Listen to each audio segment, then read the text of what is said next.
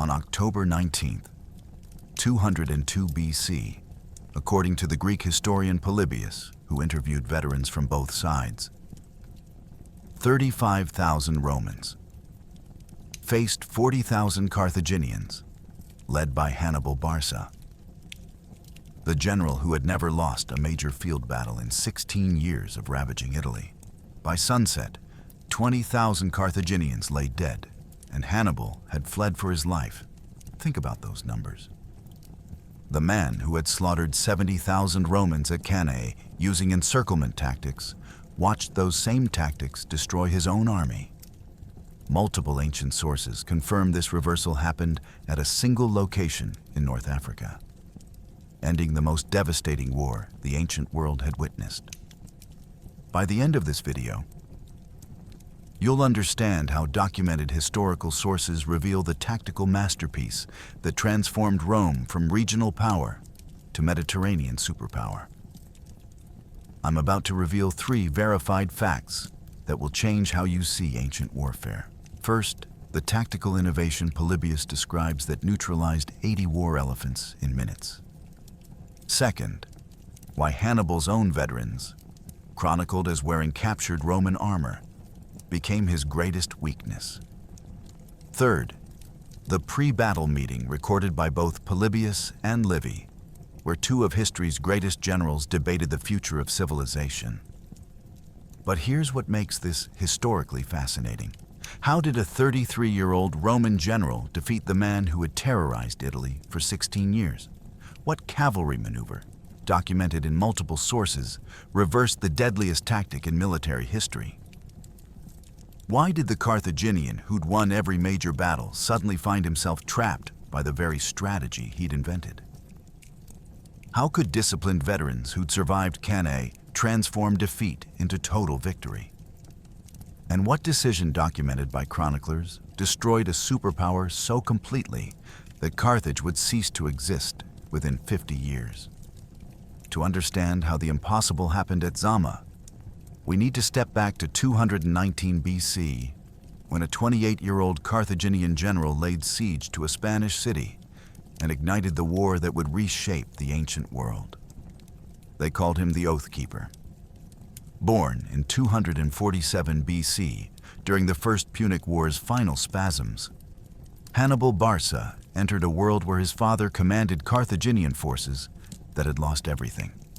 Hannibal Barca, according to Roman historians, never forgave Rome for stripping Carthage of Sicily, Sardinia, and dignity. When the war ended in 241 BC with humiliating peace terms, Hannibal made a decision that would echo for centuries. Ancient sources record that in 238 BC, Hannibal brought his 9-year-old son to an altar before departing for Spain. The boy placed his hand on the sacrifice and swore an oath of eternal hostility to Rome. Multiple ancient historians preserve this tradition, though we acknowledge it may have been embellished in later retellings. Whether the exact ritual happened as described or not, what followed was real enough. Hannibal would spend his entire life honoring that childhood promise. The First Punic War had lasted 23 years and cost both sides devastatingly. Carthage agreed to pay Rome 3,200 talents in reparations and withdraw from Sicily. Then, during Carthage's desperate struggle with rebellious mercenaries, Rome seized Sardinia as well and demanded an additional 1,200 talents. These wounds never healed. Hannibal carved out a quasi-independent state in southern Spain from 237 BC onward, building a power base from silver mines and Spanish manpower. He was preparing for inevitable confrontation. When he died in battle in 229 BC, his son-in-law Hasdrubal took command. Then, in 221 BC, Hannibal, at age 26, became supreme commander of Carthaginian forces in Spain. Historical records document his preparation. 2 years consolidating power, subjugating tribes, stockpiling weapons. By 219 BC, Hannibal commanded the most formidable army outside Italy. The Romans watched nervously as Carthaginian influence expanded toward the Ebro River, the agreed boundary between Roman and Carthaginian spheres. What happened next would force Rome to make a choice: accept Carthaginian resurgence or risk everything in total war. In 219 BC, Hannibal's army appeared before Saguntum, a prosperous Spanish trading city south of the Ebro River. The city enjoyed a treaty of friendship with Rome, creating diplomatic ambiguity. The Ebro Treaty of 226 BC had established the river as Carthage's northern boundary. But Saguntum lay within Carthaginian territory while maintaining Roman protection. Whose ally was it really? When Saguntum refused Carthaginian demands, Hannibal laid siege. Ancient sources record the operation lasted 8 months. The Saguntines sent desperate appeals to Rome, but no help came. The Senate debated while the Roman allies suffered, unwilling to commit forces to Spain while still securing gains in northern Italy. By early 218 BC, Saguntum's defenses crumbled. Livy's account describes scenes of desperation as inhabitants, fearing Carthaginian revenge, constructed massive funeral pyres. Many threw themselves into the flames rather than face capture. When Hannibal offered terms, inhabitants could leave with 2 garments each, unarmed, and the city refused. The massacre that followed shocked the Mediterranean world. Contemporary accounts suggest most adult males were executed. Rome's response came swiftly. An embassy led by Quintus Fabius Maximus traveled to Carthage with ultimatum. Livy preserves the dramatic exchange. Fabius, pulling the folds of his toga into his hands, declared to the Carthaginian Senate that he held both peace and war. They could choose. The Carthaginians, emboldened by Hannibal's success and perhaps underestimating Roman resolve, refused to surrender their general. In spring 218 BC, Rome declared war. The strategic calculation on both sides was clear. Rome expected to fight in Spain and possibly invade North Africa, leveraging their naval superiority. Carthage trusted in Hannibal's genius and Spain's resources. Neither power understood the cataclysm about to engulf them. Carthage had made its choice. Rome had declared war. What Hannibal planned next would terrify Rome for a generation. What Hannibal achieved between April and November 218 BC defied every assumption about ancient warfare. Historical sources document that he marched 38,000 infantry, 8,000 cavalry, and 37 war elephants from Spain through hostile Gaul, over the Alps in early winter, and arrived in Italy with an army still capable of destroying Roman legions. The crossing itself became legendary. Polybius and Livy both describe the journey, though they disagree on the exact Alpine pass Hannibal used. Modern historians still debate whether he crossed at Mont Cenis, the Little St. Bernard, or another route.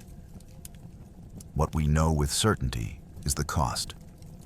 Of the roughly 46,000 troops that departed New Carthage, approximately 26,000 reached the plains of northern Italy. The brutal march through snow and ice, combined with attacks from mountain tribes, had consumed nearly a third of his army. Most of the 37 elephants died in the crossing, but the gamble worked. Hannibal had done what Romans thought impossible. He had brought an intact army into Italy by land, completely bypassing Roman naval supremacy. Then came the victories that would haunt Rome for decades. At the Trebia River in December 218 BC, Hannibal ambushed a Roman consular army. Contemporary sources record approximately 30,000 Roman casualties. At Lake Trasimene in June 217 BC, another ambush on a narrow lakeside path resulted in Consul Flaminius and 25,000 Romans killed or captured. Polybius called it the greatest ambush in history. Rome appointed a dictator, Quintus Fabius Maximus, who implemented a strategy of avoiding pitched battle while harassing Hannibal's army.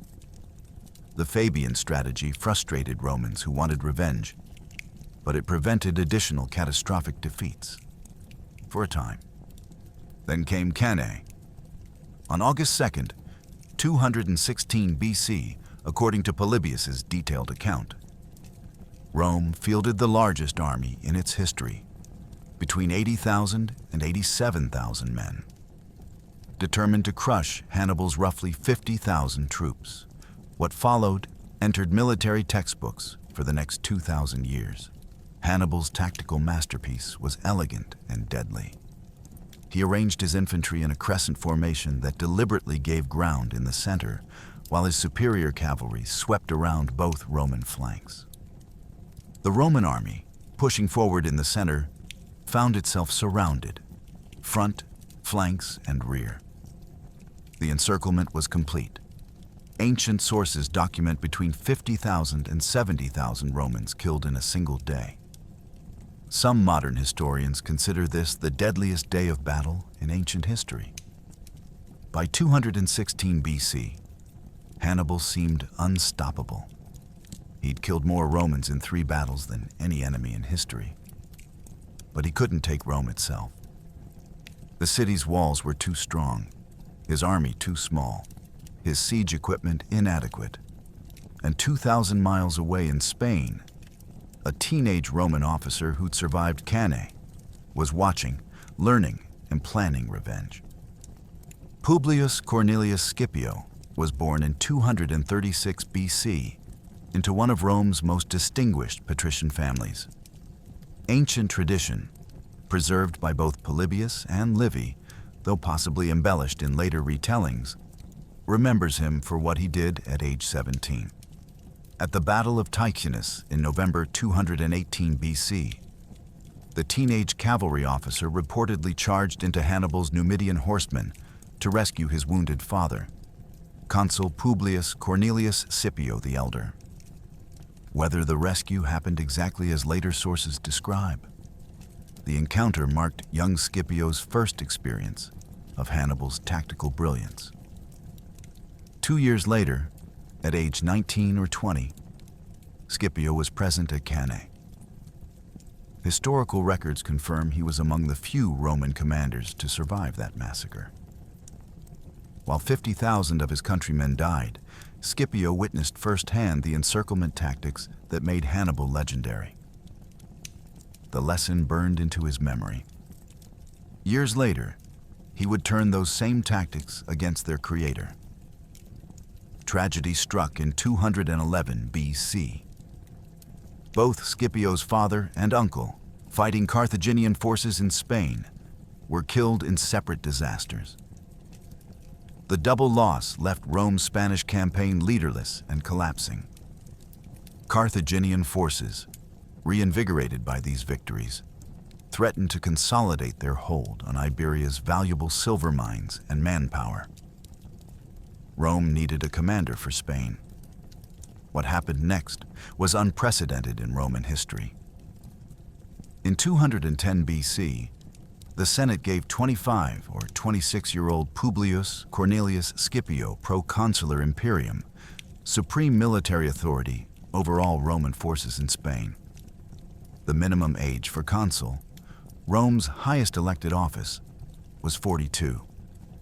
Scipio received equivalent military power at barely half that age. The appointment demonstrated either Roman desperation or extraordinary confidence in Scipio's abilities. Probably both. The young commander had shown tactical skill, survived Rome's greatest defeat, and carried a famous family name. More importantly, he possessed something rare: the ability to study his enemies and adapt their methods.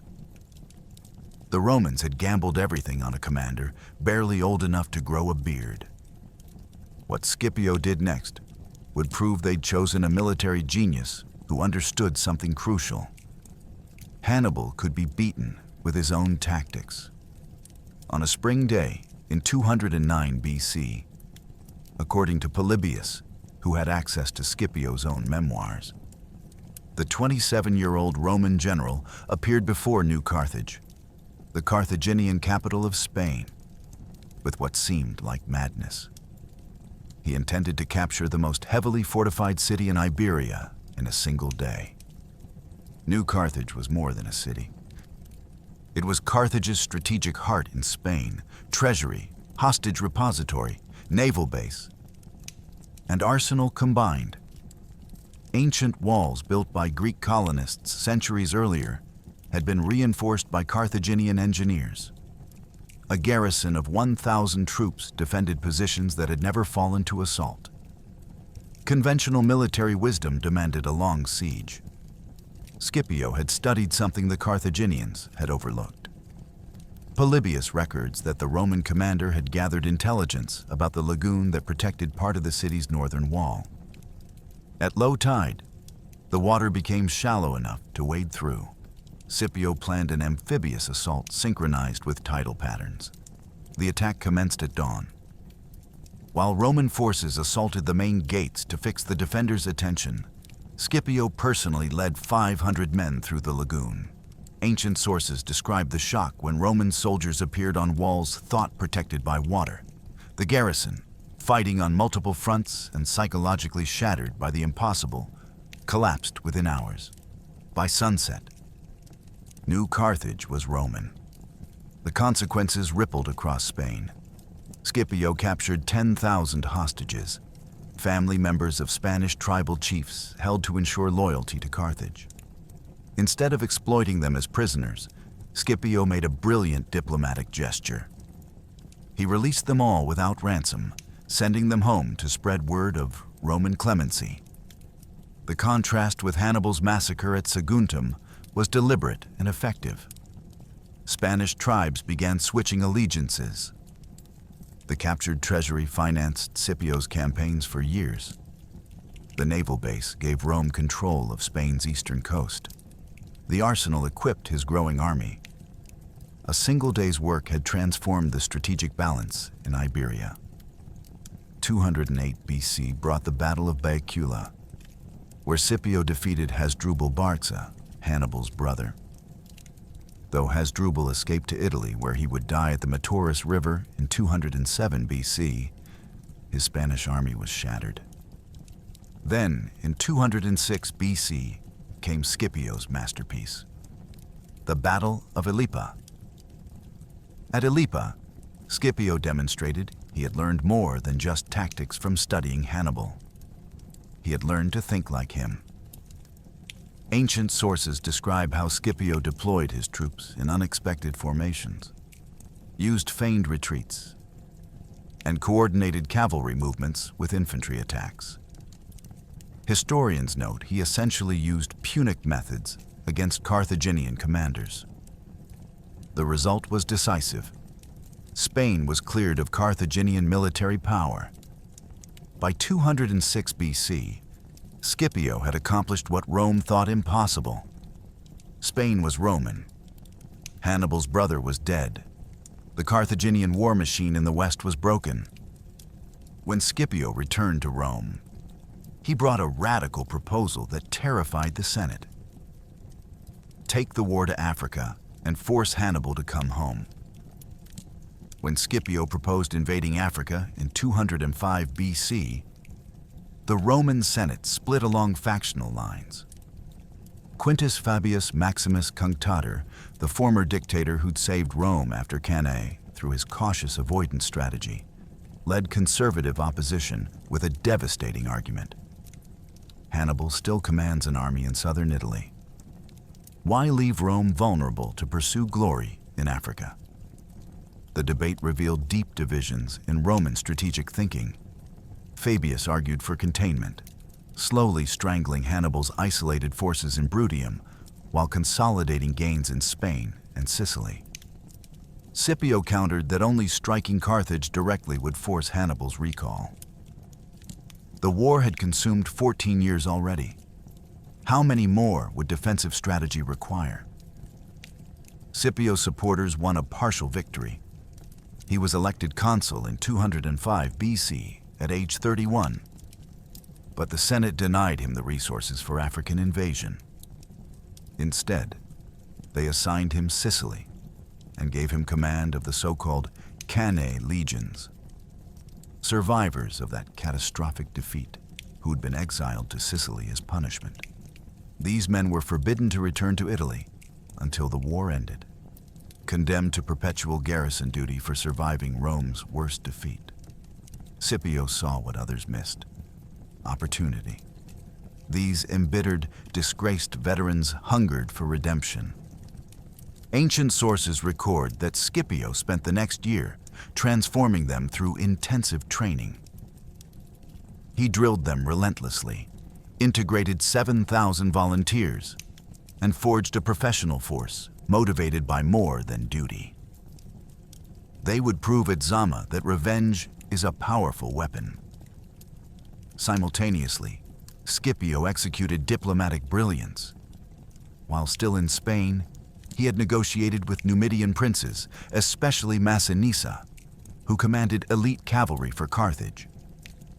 Polybius documents how Scipio convinced Massinissa to switch sides by promising to support his claim to the Numidian throne. Cavalry had always been Carthage's advantage. Scipio was systematically stealing it. Conservative senators, led by Cato the Elder, who would become Scipio's lifelong enemy, grumbled about Greek-influenced arrogance and unconventional methods. But they couldn't deny results. By mid-204 BC, Scipio's preparations were complete.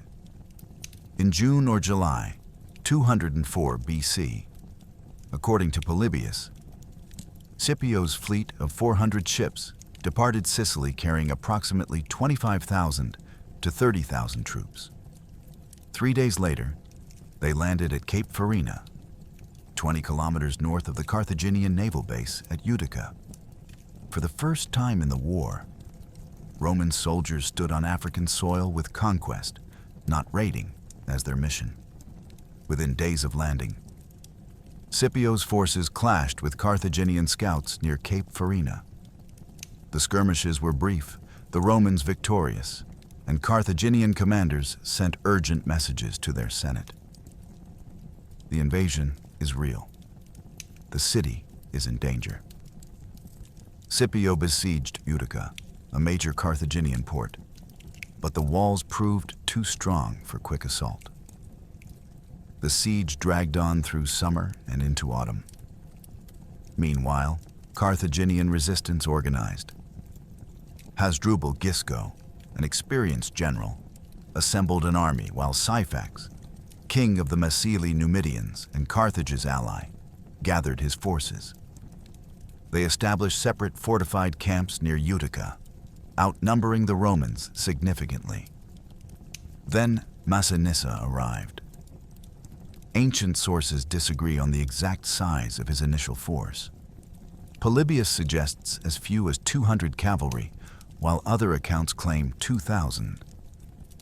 Either way, he had been recently defeated by his rival Syphax and arrived with limited forces. But Massinissa brought something more valuable than numbers: local knowledge and the promise of more Numidian support. Through winter 204 into 203 BC, the strategic stalemate continued. Scipio besieged Utica. Hasdrubal and Syphax threatened his position. Neither side could gain decisive advantage. Then Scipio demonstrated the cunning that would characterize his entire African campaign. According to Polybius's detailed account, Scipio sent ambassadors to the Carthaginian camp supposedly to negotiate peace terms. The negotiations were a ruse. While Roman envoys visited the camps repeatedly, they studied defensive arrangements, noting that temporary structures of reeds and straw provided shelter. Scipio was gathering intelligence under diplomatic cover. In spring 203 BC, Scipio struck. A nighttime assault hit both Carthaginian camps simultaneously. Romans set the camps ablaze. The reeds and straw that provided quick shelter became death traps. Ancient sources describe thousands dying in the flames or cut down as they fled the inferno. Hasdrubal Gisco and Syphax, caught completely unprepared, lost most of their forces in a single night. The controversial tactic, attacking during a negotiation period, would dog Scipio's reputation for years. Romans accused Carthaginians of _0_, meaning treachery. Here, Scipio had employed deception himself. But ancient warfare recognized few rules beyond victory. Carthage and Syphax rallied for a second attempt. Within weeks, they fielded another army and met Scipio at the Battle of the Great Plains. This time, no surprise was needed. Scipio's disciplined legions, now reinforced by Massinissa's growing Numidian contingent, crushed the hastily assembled Carthaginian Numidian force. Syphax was captured and sent to Rome in chains, where he would die in captivity. Massinissa, his great rival eliminated, claimed the Numidian throne Scipio had promised. By summer 203 BC, Scipio had shattered two Carthaginian armies, crowned a Numidian king, and brought Carthage to its knees. Desperate, the Carthaginian Senate did what it had refused to do for 16 years. They sent a message to Italy. Hannibal must come home. In late 203 BC, according to Polybius, Carthage and Rome reached a tentative peace agreement. Scipio's proposed terms, approved by the Roman Senate, seemed almost generous given Carthage's military situation. Carthage could keep its African territory. It would cede Spain and all Mediterranean islands, reduce its fleet significantly, and pay an indemnity. The war that had consumed 17 years appeared ready to end without Carthage's total destruction. Ancient sources document the treaty terms and Rome's ratification. All that remained was Carthaginian acceptance. Then fate and human folly intervened. A Roman supply fleet, caught in storms off Sardinia, was driven toward the Carthaginian coast. The ships sought refuge near Carthage, their crews desperate after battling Mediterranean weather. Carthaginian forces, seeing opportunity, seized the stranded vessels and stripped them of critical supplies. Roman ambassadors demanded the fleet's return. Carthage refused. The timing proved catastrophic for peace. Hannibal had landed far south at Hadrumetum in fall 203 BC, deliberately avoiding Scipio's forces. His presence galvanized Carthage's war faction. Here was their greatest general, undefeated in Italy, finally home to defend the motherland. The supplies from the seized Roman fleet strengthened his position. The Carthaginian Senate, which had been ready to accept humiliating peace just weeks earlier, suddenly saw an alternative. Scipio sent new ambassadors demanding return of the captured ships and compliance with treaty terms. Now, sources suggest Carthaginian crowds, emboldened by Hannibal's return, attacked or threatened the Roman envoys. The final breakdown came when Carthage formally rejected the peace terms. Romans accused Carthaginians of what they called Punic faith, a propaganda term suggesting Carthaginian treachery and broken promises.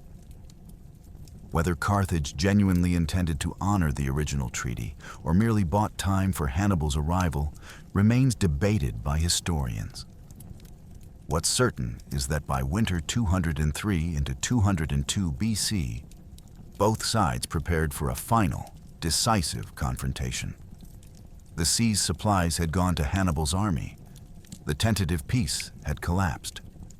17 years of war would be settled not by diplomacy, but by perhaps 75,000 men on a single Tunisian field. In summer 202 BC, both Hannibal and Scipio understood a brutal strategic truth. Whoever secured Massinissa's full Numidian cavalry support would likely win the coming battle. Ancient sources record that both armies marched not directly toward each other, but westward toward Numidia, each racing to link up with allies first. Hannibal faced an army composition nightmare. His force consisted of 3 distinct groups with questionable cohesion. The first line numbered approximately 12,000 mercenaries: Gauls, Ligurians, Balearic slingers, and Moors.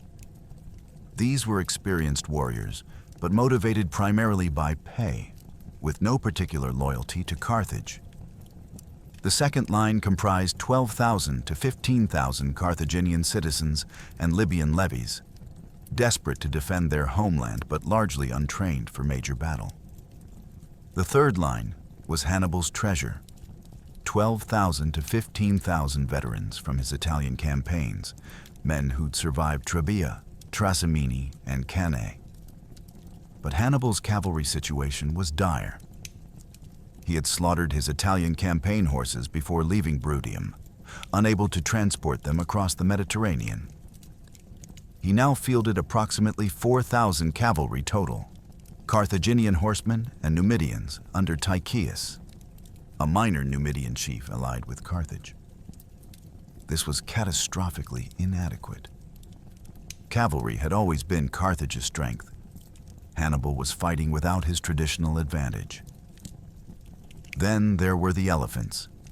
Ancient sources document that Hannibal deployed 80 war elephants at Zama, the largest elephant force he'd ever fielded. Yet historians note a puzzling problem. These elephants were recently acquired and minimally trained. Polybius records that Hannibal delayed seeking battle specifically to train the elephant corps, but time proved insufficient.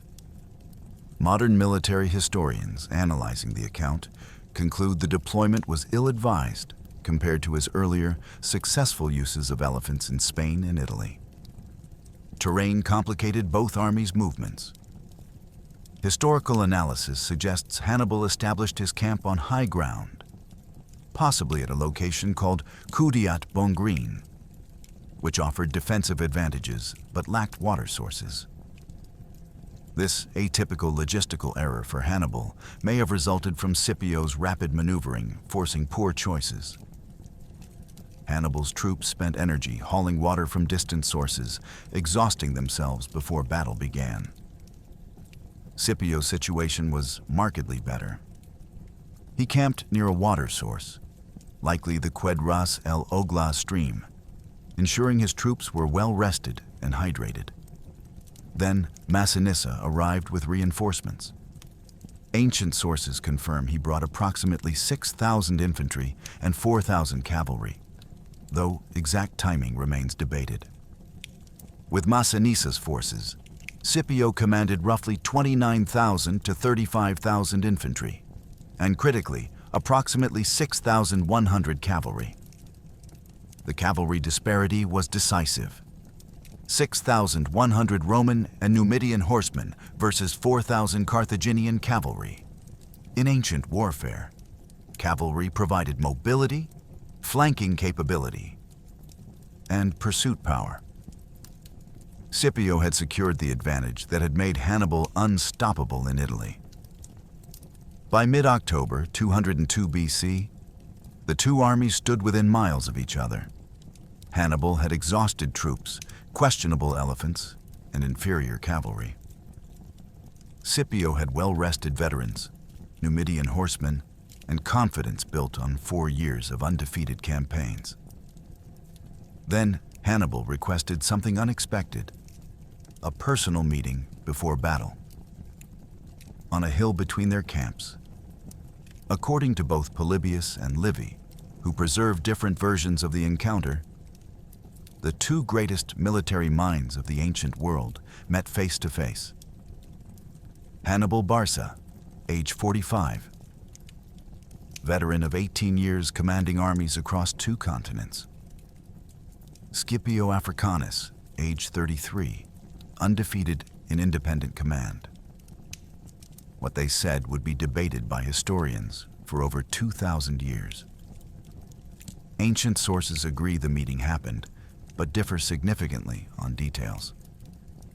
Polybius, writing within living memory of participants and drawing on accounts from veterans of both sides, presents the encounter as a philosophical inquiry into fate and power.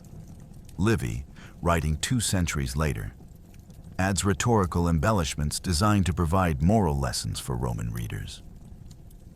In Polybius's account, Hannibal opens with something close to regret. The historian records him saying, "Would that neither the Romans had ever coveted any possessions outside Italy, nor the Carthaginians any outside Africa." The Carthaginian general, having experienced both triumph and the instability of military fortune, warns young Scipio about the fickleness of fate. According to Polybius, Hannibal specifically references his own dramatic rise and Italy's campaigns as evidence that success never lasts. The philosophical framework Polybius presents has Hannibal arguing from experience. He had stood at Cannae with Rome seemingly at his mercy. Now he stood in Africa defending his homeland. Fortune, which Greeks called Tyche, had reversed completely.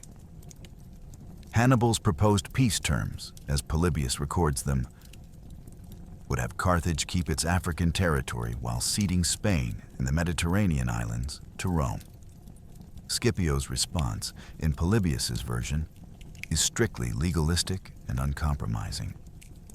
The Roman commander places responsibility for the war squarely on Carthage. He cites the violation of Saguntum's protected status, and more immediately, the seizure of the Roman supply fleet during the recent truce. According to Polybius, Scipio concludes that since Carthage cannot be trusted to maintain its word, the issue must be decided by total victory or total defeat.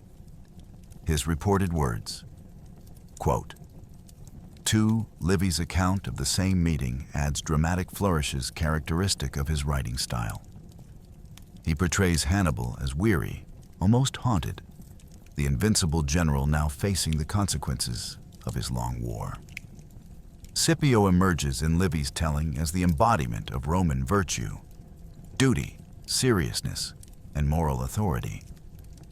The speeches in Livy's version are longer, more rhetorical, designed to demonstrate that Scipio's eventual victory was not luck, but divine vindication of Roman character. Modern historians acknowledge we cannot know the exact dialogue. Ancient writers often composed speeches they believed appropriate to occasions rather than recording verbatim conversations. What both sources agree on is the encounter's outcome. No agreement was reached. Both generals acknowledged that mutual respect and admiration meant nothing against the weight of 17 years of war and hundreds of thousands of dead. As the 2 commanders returned to their camps that evening, they both understood the conversation had accomplished nothing.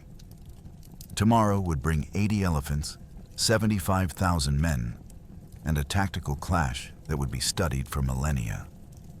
Words had failed. Iron would decide.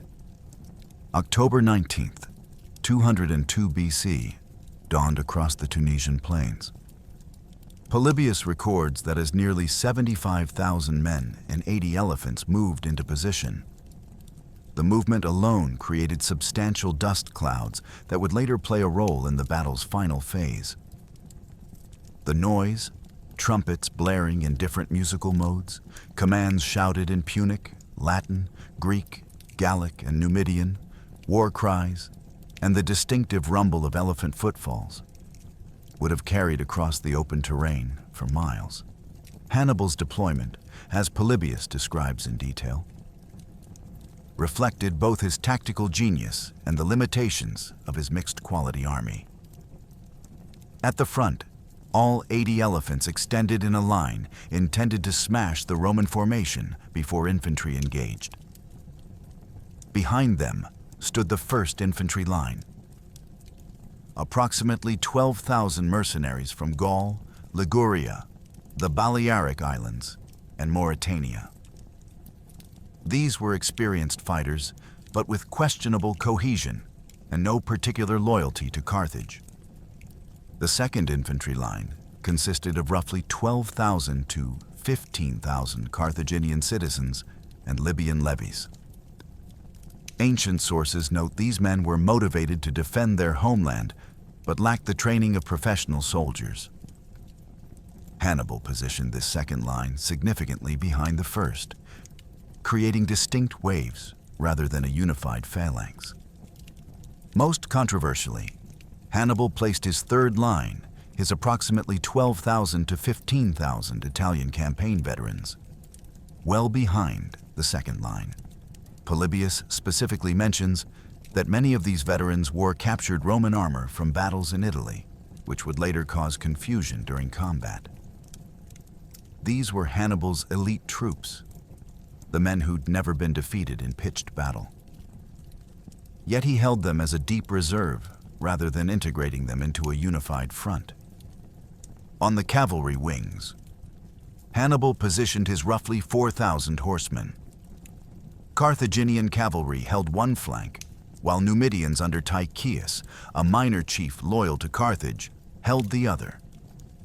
Hannibal himself positioned with his third line, his elite reserve. Scipio's deployment demonstrated the tactical innovation that would win the battle. According to Polybius, the Roman commander abandoned the traditional Roman quincunx formation, the checkerboard pattern that had served Rome for generations. Instead, Scipio aligned his maniples of hastati, principes, and triarii in straight vertical columns that created continuous lanes running through the entire depth of his army.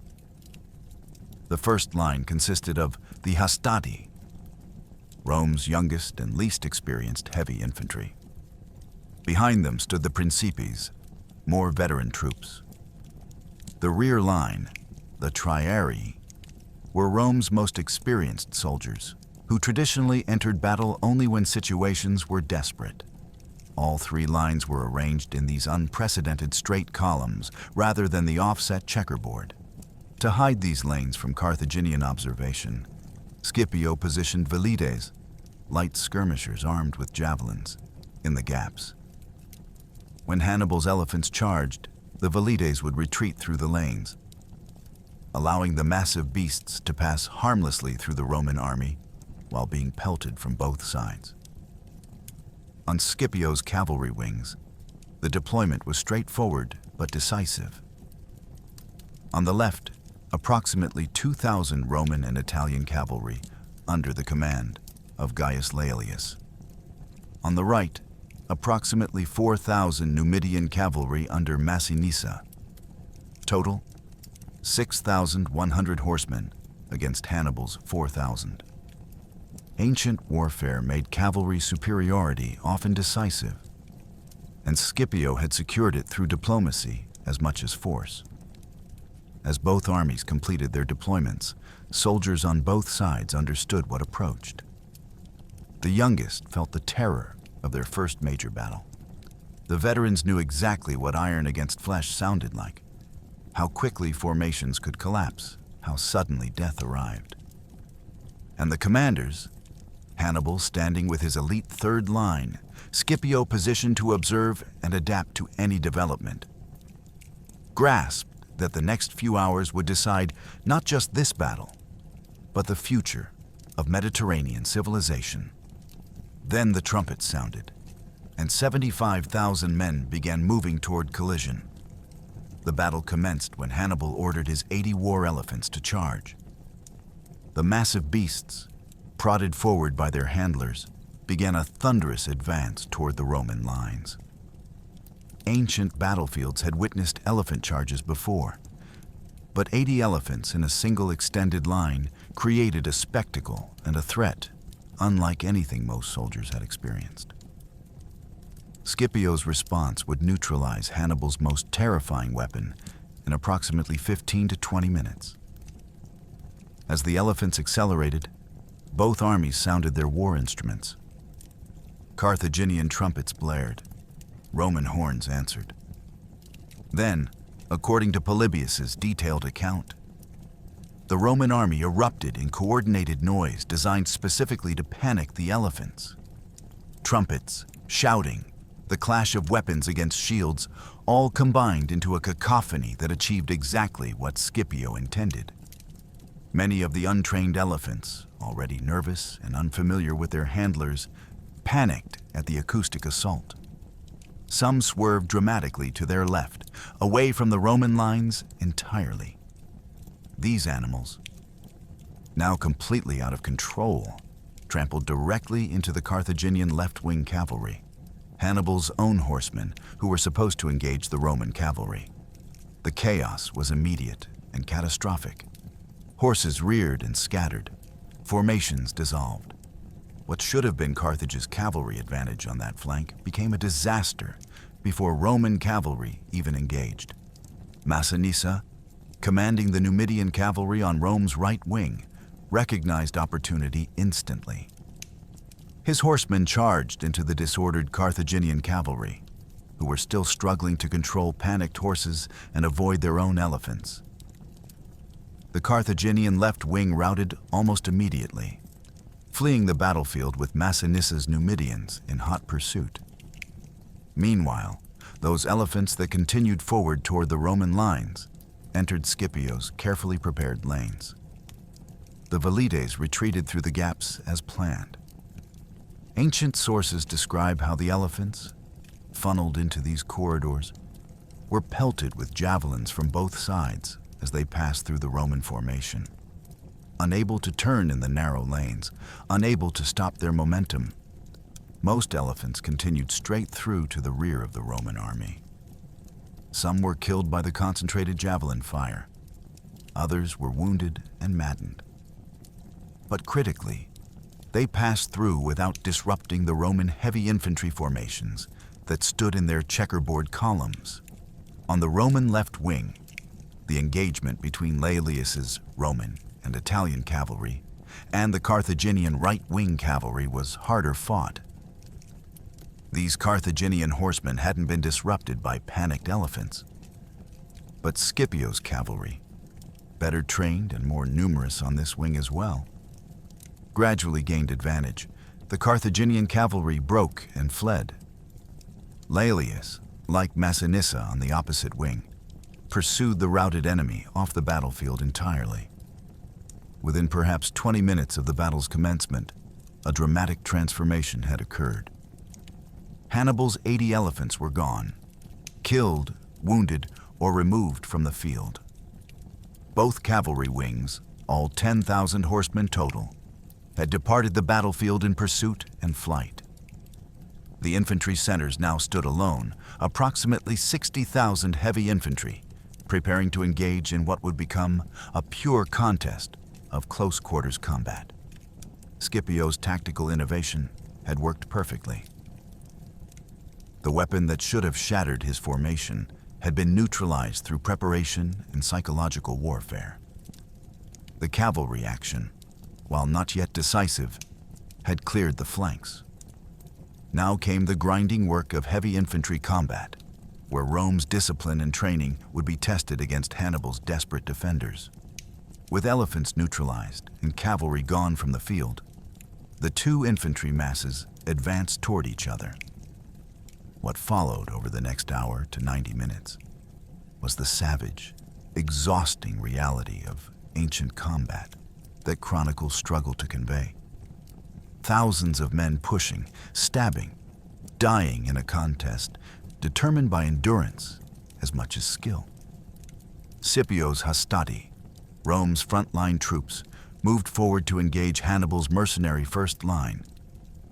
These were young Roman soldiers, relatively inexperienced, facing Gallic, Ligurian, and Balearic warriors who fought for pay, but knew their trade. The clash was brutal and immediate. Ancient sources emphasize that this first infantry engagement was hard fought, with neither side gaining quick advantage. The mercenaries fought well initially, perhaps hoping that strong resistance would earn them survival terms if Carthage lost. But professional mercenaries also understood when a situation was deteriorating. After prolonged combat, with Roman discipline gradually wearing them down and no support visible from Hannibal's second line, the mercenary line began to crack. As the first line broke, fleeing mercenaries ran backward toward the Carthaginian second line of citizens and Libyans. Here, Polybius records a detail that shocked ancient readers and reveals the dysfunction in Hannibal's composite army. The second line refused to open their ranks to let the fleeing mercenaries pass through. Ancient sources suggest the Carthaginian citizens feared that opening their formation would allow the pursuing Romans to pour through, overwhelming them before they could close ranks again. The result was catastrophic for Carthaginian cohesion. Fleeing mercenaries, blocked by their own second line, were forced to flee around the flanks or were actually killed by Carthaginian spears when they tried to force passage. Some rallied on the wings and continued fighting. Others simply fled the battlefield entirely. The field between the armies became littered with dead mercenaries, some killed by Romans, others by Carthaginian defensive desperation. Scipio's Hastati, having broken the first line but suffered significant casualties in the process, now faced Hannibal's second line of Carthaginian citizens and Libyan levies. These men fought with the desperation of defenders protecting their homeland. They knew what Roman victory meant. Their families, their city, their civilization faced existential threat. Recognizing his Hastati, were exhausted from the first engagement, Scipio committed his Principes, his second line of more experienced troops, to reinforce the assault. Ancient sources describe this combined Roman attack, grinding forward against fierce Carthaginian resistance. The citizens and Libyans, less trained than the mercenaries, but more motivated, held longer than the first line. The combat was savage, casualties mounted on both sides, and the outcome remained uncertain. Eventually, Roman training and fresh troops told. The Carthaginian second line broke under the sustained pressure of combined Hastati and Principes. As this line collapsed, the battlefield situation became surreal. Polybius specifically describes what he calls a quote 3 now, separating the Roman front lines from Hannibal's third line of veterans. Thousands of dead and dying men from 4 different infantry lines created a physical obstacle. The Roman Hastati and Principes, having fought through 2 Carthaginian lines, were exhausted, disorganized, and standing in a literal field of carnage. Many were wounded. Unit cohesion had degraded. Their formations were disrupted. Ahead of them stood Hannibal's final line. Approximately 15,000 Italian campaign veterans who had survived Trebia, Lake Trasimene, and Cannae. Men who had spent 16 years fighting Romans and had never been defeated in pitched battle. Men wearing captured Roman armor, carrying weapons taken from dead legionaries. These soldiers were fresh, having not engaged yet. They stood in disciplined formation, unmoved by the chaos around them. Ancient sources record that this was the moment of maximum danger for Rome. Scipio's front 2 lines had won their engagements, but were now exhausted and disorganized, facing fresh elite troops. The battle's outcome hung in balance. What Scipio did next demonstrated why ancient and modern historians consider him one of history's great battlefield commanders. Recognizing that his exhausted troops in their current disorganized state could not defeat Hannibal's fresh veterans, he made a decision that required extraordinary discipline from his army. He ordered a recall. Disengaging under pressure from an enemy is among the most difficult military maneuvers. Soldiers must maintain formation while retreating, avoiding the panic that turns withdrawal into rout. The fact that Roman troops could execute this maneuver while exhausted, wounded, and facing elite veterans speaks to the training Scipio had implemented in Sicily. Polybius records this reformation as a remarkable display of Roman discipline. As the Hastati and Principes pulled back from the field of corpses, separating them from Hannibal's veterans, Scipio reorganized his entire army. Instead of maintaining 3 separate lines, he formed a single, extended line. The hastati, his most depleted units, took position in the center. The principes extended the line to the right and left of the hastati. The triarii, his third line which had not yet engaged, further extended both wings. The result was a single Roman line matching the width of Hannibal's veteran formation. This reorganization served multiple purposes. It allowed wounded and exhausted men in the center to be supported by fresher troops on the wings. It created a continuous front that could not be easily flanked. And crucially, it matched the tactical deployment Hannibal had chosen for his veterans, preventing the Carthaginians from overlapping Roman wings. Ancient sources note there was a pause in the battle while both armies repositioned. Soldiers who had been fighting for perhaps an hour or more caught their breath. The wounded were pulled back. Water was distributed. Commands were passed along the lines. Both sides understood what came next would be the decisive engagement.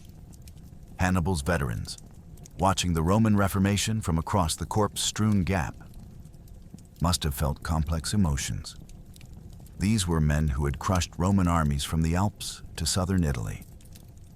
They had never been defeated when Hannibal commanded them. Yet they also saw something new. A Roman army that had already defeated 2 Carthaginian lines and was now reorganizing under pressure with professional calm. Scipio, having completed his reformation, gave the order to advance. Both lines began moving toward each other simultaneously. What followed would determine not just this battle, but the course of Mediterranean history for centuries. The clash when the reformed Roman line struck Hannibal's veterans was, in Polybius's exact words, characterized by the greatest fire and fury. These were not raw recruits or desperate militia. These were the finest heavy infantry forces of the ancient world, engaging in close quarters combat where skill, strength, and will determined survival. Unlike the earlier phases where Roman advantages in numbers and freshness eventually told, this engagement was evenly matched. Hannibal's veterans, though facing combined Roman lines, were fresh and highly experienced. Many wore Roman armor captured at Cannae and other battles, which created moments of confusion in the chaos of close combat. The gladius versus gladius? Shield against shield combat continued with neither side gaining clear advantage. Ancient sources emphasize the sustained nature of this clash. This was not a brief engagement decided in minutes. Veterans on both sides knew how to maintain formation under pressure, how to rotate wounded men to the rear, how to keep fighting even as casualties mounted. The sound would have been deafening. Metal on metal, metal on wood, the screams of wounded, the shouts of officers trying to maintain order. The Carthaginian veterans fought with particular desperation. These men understood that if they broke, Carthage itself would fall. They had survived 16 years in Italy. They had crushed Roman armies larger than this one. Their commander was Hannibal, who had never failed them. They would not yield now. The Roman lines, for their part, were heavily weighted with men who had personal reasons for being here. The core of Scipio's army consisted of Cannae survivors, the so-called disgraced legions who had spent years in Sicilian exile. These men faced opponents who had slaughtered their comrades at Cannae. The psychological dimension added intensity to physical combat. The stalemate continued. Ancient historians note that in battles between equally matched heavy infantry, the side that broke first usually collapsed catastrophically. But neither side was breaking. The question became one of endurance. Who would tire first? Who would make the first fatal mistake in formation? Who would lose cohesion first? Then, through the dust clouds raised by tens of thousands of men fighting across the Tunisian plains, a new sound carried across the battlefield. The unmistakable thunder of cavalry returning to the fight. Massinissa and Laelius, having pursued the fleeing Carthaginian cavalry off the battlefield, had completed their chase and were returning. This was the moment that transformed the Battle of Zama from a hard-fought contest into a decisive Roman victory. It was also the moment when Hannibal experienced his own tactical masterpiece from Cannae turned against him with devastating precision. The Roman and Numidian cavalry struck the Carthaginian veterans from behind. Polybius records that the impact was immediate and total. Soldiers fighting desperately against the Roman infantry front suddenly faced attacks from their rear. The psychological effect was catastrophic.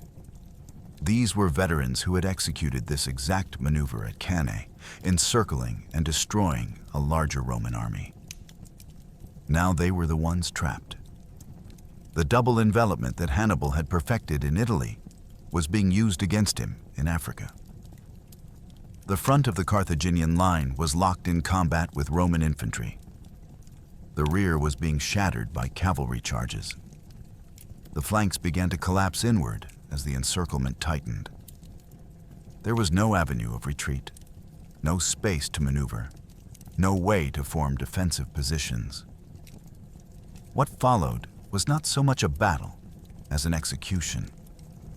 Ancient sources record approximately 20,000 Carthaginians killed in this final phase. The veterans who had seemed invincible minutes earlier were trapped in a closing vise of Roman and Numidian cavalry, striking from behind, while Roman infantry pressed from the front. Some Carthaginian units attempted to form defensive squares, the standard response to cavalry attack. But with Roman infantry simultaneously assaulting them, these formations were quickly overwhelmed. Others attempted to break through the Roman infantry to escape, but exhausted and surrounded, few succeeded. Hannibal, recognizing the battle was lost and understanding his own capture would give Rome a prize beyond measure, escaped from the field with a small group of cavalry. Ancient sources record he fled to Hadrumetum, the port where he had landed months earlier when recalled from Italy. The pursuit and killing continued until late afternoon. Polybius's casualty figures, confirmed by other ancient sources, document the scale of Carthaginian disaster. Approximately 20,000 dead, another 20,000 captured. The army that had seemed capable of defending Carthage had been annihilated. Roman casualties, by contrast, were relatively light. Polybius records approximately 1,500 Roman dead, though some sources suggest up to 2,500. Even taking the higher estimate, the casualty ratio was approximately 8-to-1 in Rome's favor. Ancient battles rarely produced such one-sided results when forces were relatively evenly matched in numbers. By late afternoon on October 19th, 202 BC, the Second Punic War was effectively over. Hannibal, who had never lost a major field battle in his career, had fled from his first catastrophic defeat. Scipio, 33 years old, had achieved what Rome thought impossible. He had not merely defeated Hannibal, but had used Hannibal's own tactics to do it. The battlefield after Zama presented a scene of devastation that ancient chroniclers struggled to adequately describe. Approximately 20,000 Carthaginian dead lay scattered across the Tunisian plains. Another 20,000 prisoners sat under Roman guard, facing uncertain fates. The wounded on both sides numbered in the thousands. The logistical challenge of dealing with such casualties in the ancient world was immense. Roman losses, while substantially lighter than Carthaginian, were significant in absolute terms. Between 1,500 and 2,500 Roman and Allied soldiers had died. Several thousand more carried wounds that would kill some in coming days from infection. But the casualty exchange rate told the strategic story. Rome could afford these losses. Carthage could not. Hannibal reached Carthage and, according to ancient tradition, addressed the Senate with brutal honesty. Multiple sources preserve variations of his reported statement that he had lost not just the battle, but the war itself. The general who had terrorized Italy for 16 years advised his government to accept whatever terms Rome offered. Continuing resistance was pointless. The army that could have defended Carthage no longer existed. The Carthaginian Senate, facing military annihilation and a Roman army that could now march on the city itself, sent ambassadors to Scipio begging for terms. The question wasn't whether Carthage would surrender, but what price Rome would demand. Scipio, throughout the winter of 202 into 201 BC, negotiated the treaty that would formally end the Second Punic War. The terms were harsh, but not as catastrophic as they might have been had Scipio been less politically astute. Carthage would keep its African territory, though boundaries would be adjusted. All overseas possessions were ceded to Rome: Spain, Sicily, Sardinia, and all Mediterranean islands. The Carthaginian fleet, which had once dominated Mediterranean waters, would be reduced to 10 warships. Ancient sources record that hundreds of Carthaginian ships were burned publicly, a deliberate humiliation. The military restrictions went further. Carthage was forbidden from possessing war elephants. It could not wage war outside Africa. Most critically, it could not wage war even within Africa without explicit Roman permission. This last clause would prove the poison pill that eventually destroyed Carthage. The financial penalty was severe: 10,000 silver talents to be paid over 50 years, 200 talents annually.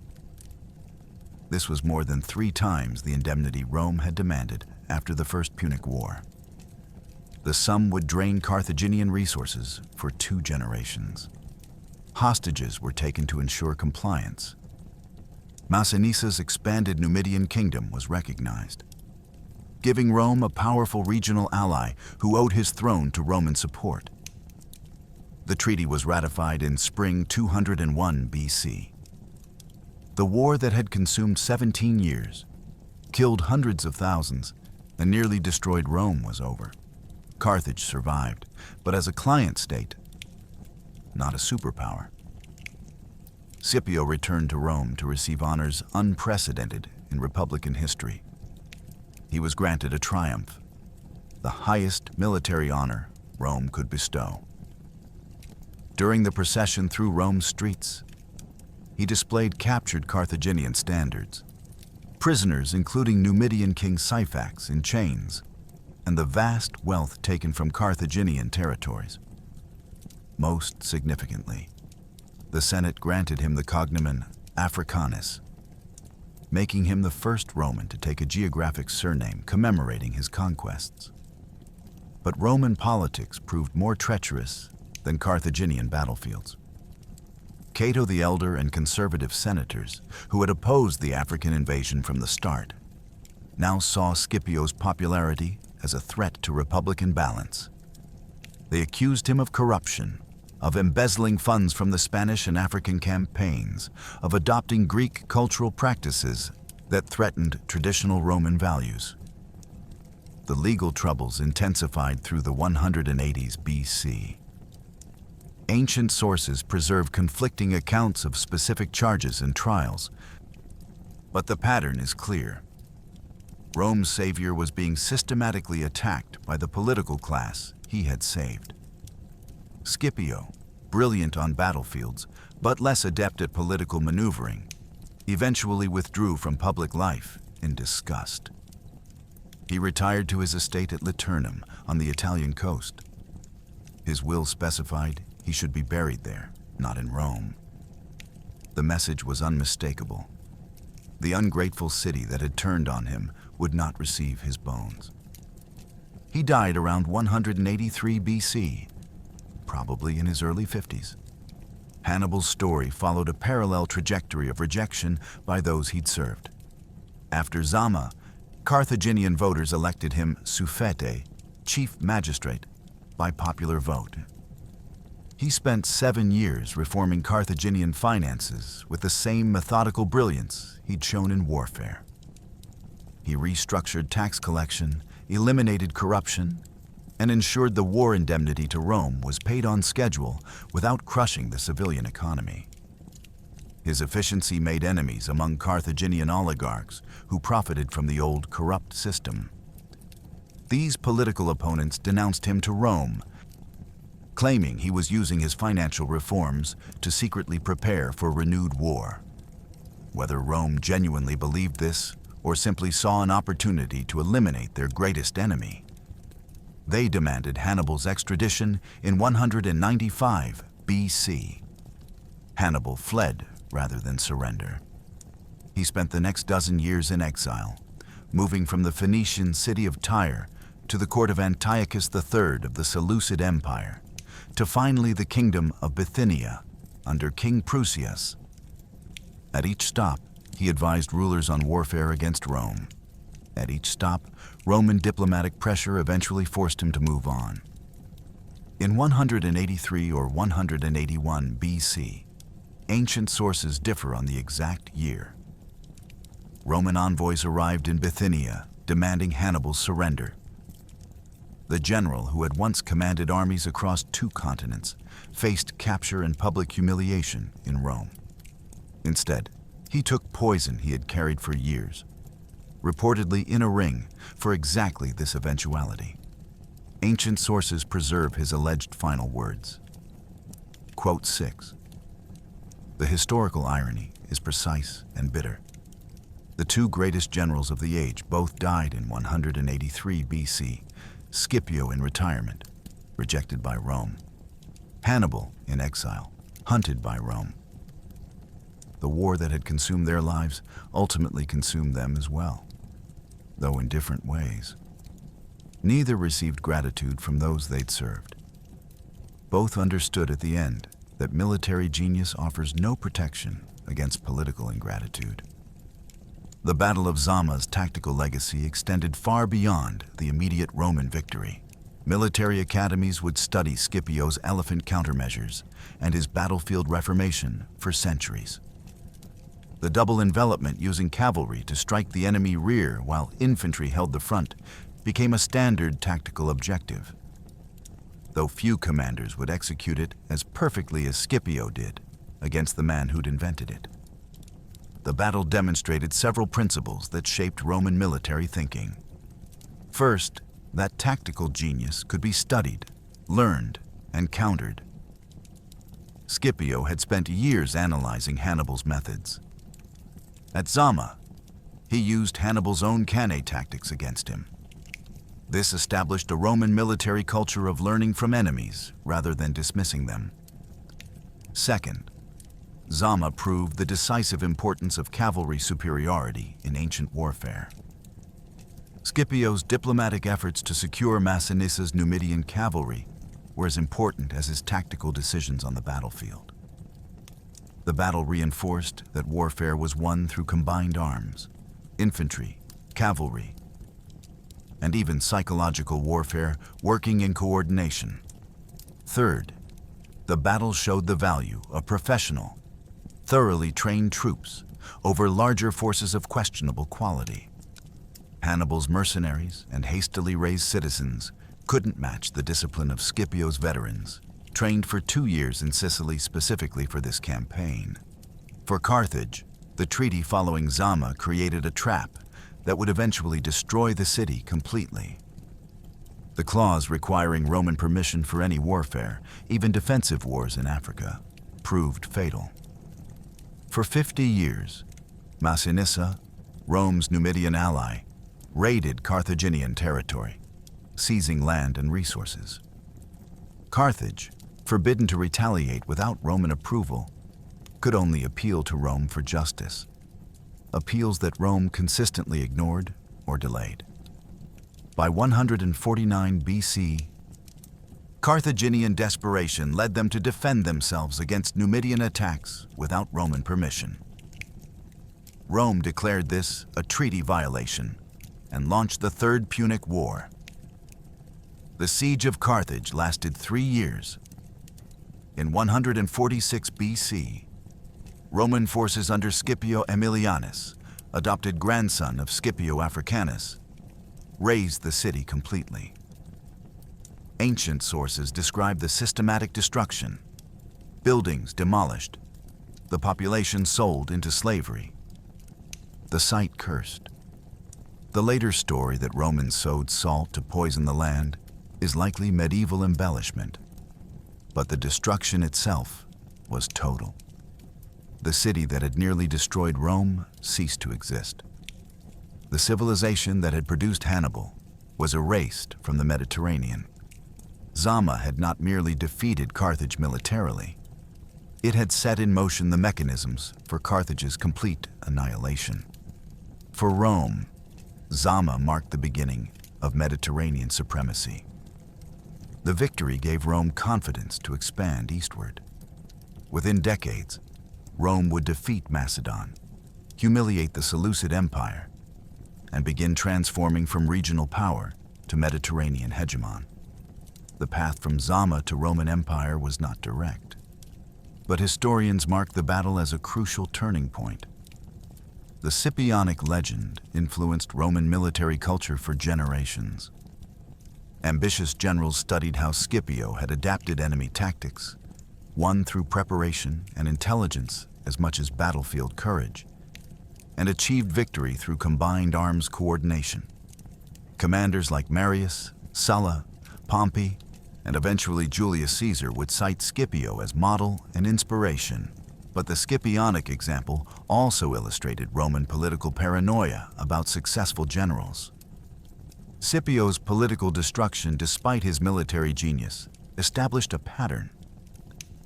When generals became too popular, too successful, too admired by their troops, the Senate saw threats to republican balance. This tension between military effectiveness and political suspicion would eventually help destroy the Republic itself when generals like Caesar chose to march on Rome rather than face Scipio's fate. The battle's final lesson was strategic rather than tactical. Hannibal had won every major battle in Italy for 16 years, but lost the war because he never understood Roman political resilience. He assumed, reasonably, that crushing defeats would break Rome's Italian Confederation. Instead, most allies remained loyal even after Cannae. Rome's strength was systemic, not individual. Scipio understood this.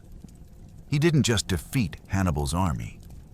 He destroyed Carthage's capacity to wage war through strategic thinking, taking Spain, invading Africa, securing Numidian allies, forcing Hannibal to fight on Roman terms. Zama taught that battles are won by tactics, but wars are won by strategy. Hannibal was perhaps the greatest battlefield tactician in history. Scipio was the better strategist. History remembered both, but only one built an empire. On October 19th, 202 BC, 35,000 Romans and their Numidian allies faced 40,000 Carthaginians, led by history's greatest tactical genius. Ancient sources document that by sunset, 20,000 Carthaginians lay dead and Hannibal had fled, defeated by his own encirclement tactics turned against him. But the real story wasn't just tactics. It was how a 33-year-old Roman studied his enemy for 6 years, learned the methods that had slaughtered 70,000 Romans at Cannae, and turned those very techniques into weapons of revenge. How cavalry superiority, secured through diplomacy as much as force, decided the war. How a single battle ended a 17-year conflict and transformed Rome from regional power to Mediterranean superpower. Zama demonstrated that tactical genius isn't destiny. Discipline, training, adaptation, and allies can defeat even the most brilliant commander. Scipio didn't just beat Hannibal. He learned from him, improved on him, and proved that in warfare, the student can surpass the teacher. The tactics Scipio used that day would echo through Roman legions for 5 centuries, building an empire that defined the Western world. The battlefield near Zama, in what is now Tunisia, offers little for modern visitors. No monuments mark where elephants charged or cavalry struck. The exact location remains debated by scholars. But the battle's legacy extends far beyond that Tunisian field. It reshaped Mediterranean politics, destroyed one civilization while elevating another, and established tactical principles studied for over 2,000 years. Think about what happened there. A 16-year war consuming hundreds of thousands of lives decided in a single afternoon. 2 of history's greatest generals meeting the day before battle, unable to find peace through words. 80 elephants neutralized through innovation.